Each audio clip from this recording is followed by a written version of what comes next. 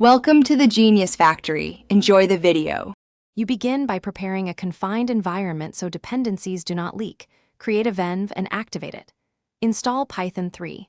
11 Plus and the framework you chose, for example Fast API for async speed or Flask for simplicity. Once done, scaffold routes, a basic app factory, and a requirements file. Make sure to initialize Git now and commit your working scaffold. This saves time and gives you a rollback point. You will iterate from this reproducible baseline. You now implement the core. Define your endpoints and data contracts, because clear contracts prevent rework. Connect an ORM like SQL Alchemy and create migrations with Alembic so schema changes are versioned.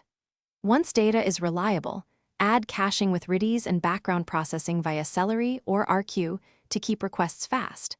Make sure to add authentication using JWT or OAuth2 and centralize config. Then write tests that exercise main flows. You finalize by containerizing the app and wiring up continuous integration so builds are repeatable, push images to a registry, and deploy with health checks.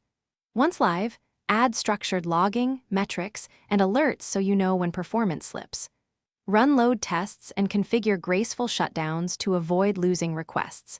If something breaks, check the app logs and trace the request path. Correlate request ID across services to isolate the failing component quickly, then roll back if needed.